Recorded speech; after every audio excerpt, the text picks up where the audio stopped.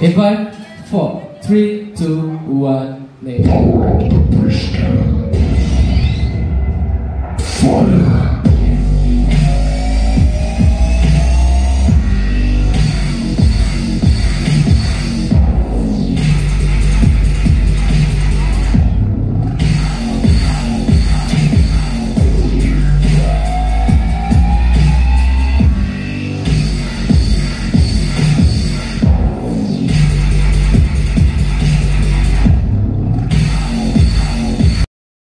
Analisis kasus dilihat atau ditinjau dari wawasan Nusantara.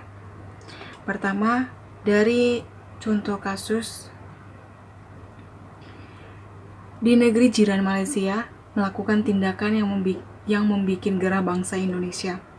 Negara tetangga yang masih serumpun itu melakukan klaim bahwa tari pendet yang berasal dari Bali merupakan tarian yang berasal dari Malaysia. Padahal, tari pendet sudah menjadi tarian upacara keagamaan di Bali selama ratusan tahun dan kini telah menjadi tarian selamat datang khas Bali.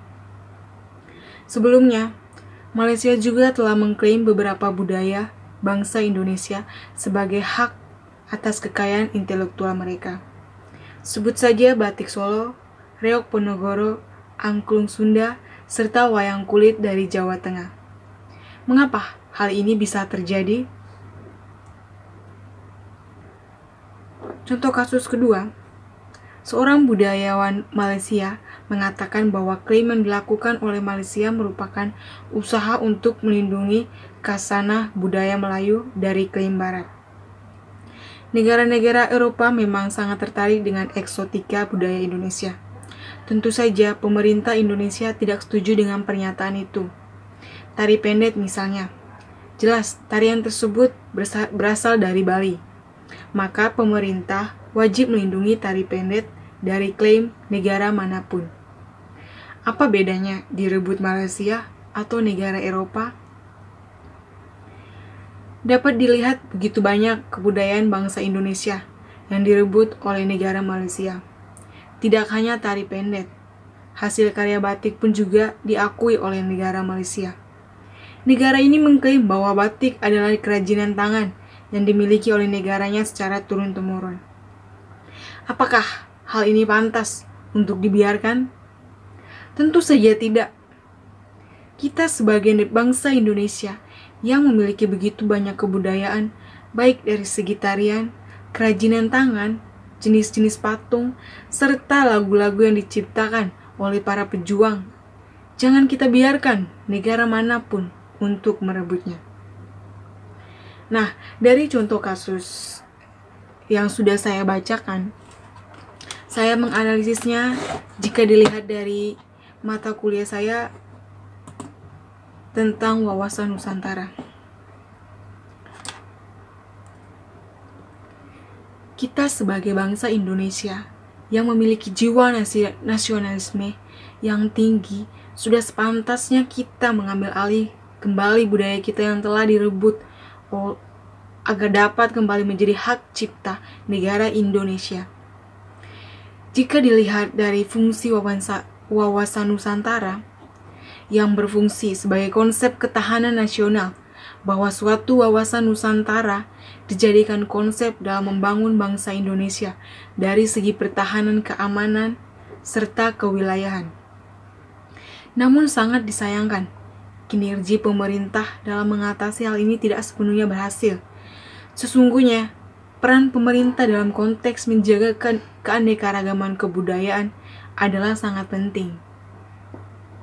Dalam konteks ini, pemerintah berfungsi sebagai pengayom dan pelindung bagi warganya, sekaligus sebagai penjaga tata hubungan interaksi antara kelompok-kelompok kebudayaan yang ada di Indonesia. Namun, pemerintah yang kita anggap sebagai pengayom dan pelindung, di lain sisi, ternyata tidak mampu untuk memberikan ruang yang cukup bagi semua kelompok-kelompok yang hidup di Indonesia. Karena masih saja negara jiran ini merebut hasil karya budaya bangsa kita. Kurangnya hak paten yang membuat negara manapun dengan mudahnya mengambil budaya kita sendiri. Jika dilihat juga dari tujuan dari wawasan Nusantara, dalam pembukaan Undang-Undang 1945 dijelaskan bahwa tujuan kemerdekaan Indonesia adalah untuk melindungi segenap bangsa dan mewujudkan kesejahteraan umum. Seluruh tumpah darah Indonesia mencerdaskan kehidupan bangsa dan ikut melaksanakan ketertiban dunia yang berdasarkan kemerdekaan, perdamaian abadi, dan keadilan sosial. Tujuan yang ingin dicapai dari pemasyarakatan atau sosialisasi wawasan Nusantara melalui metode ini adalah terjalinnya pemahaman tentang wawasan Nusantara akan membatasi konflik di dalam tubuh bangsa Indonesia, baik pada saat itu maupun di masa yang mendatang, dan akan memantapkan kesadaran untuk mengutamakan kepentingan nasional dan cita-cita tujuan nasional. Dalam melaksanakan pemasyarakatan, lingkup materi wawasan Nusantara yang disampaikan hendaknya disesuaikan dengan tingkat, jenis, serta lingkungan pendidikan agar materi yang disampaikan dapat dimengerti dan dipahami.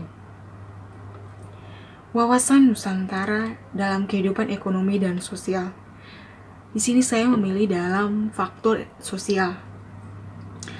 Faktor sosial di mana lebih mementingkan kehidupan bangsa yang lebih serasi antara masyarakat yang berbeda dari berbagai segi budaya, daerah, ataupun status sosial. Nah, oleh karena itu, kita sebagai warga negara yang baik, khususnya para generasi muda, sepantasnya belajar tentang budaya dalam negeri. Jangan hanya belajar budaya asing dan melupakan identitas budaya dalam negeri sendiri. Ini banyak yang terjadi di penjuru Nusantara, terutama di bidang musik, mode, dan pergaulan. Jangan kaget ketika beberapa tahun lagi, apabila tidak adanya generasi muda yang akan membawa nama bangsa, nama budaya kemanapun. Semuanya akan menjadi hilang. Semua budaya yang kita banggakan dan kita anggap sebagai jati diri bangsa hilang dan pudar. Sepatutnya kita sendiri berterima kasih kepada Malaysia yang sedikit menguji rasa nasionalisme dan rasa pertahanan dalam bangsa Indonesia. Kalau memang kita peduli, maka sepatutnya kita, khususnya pemerintah, berupaya dan saling berpegang teguh satu tangan, melestarikan dan melakukan sosialisasi lebih jauh identitas negara kita ini agar tetap berjaya di mata dunia. Sekian dan terima kasih.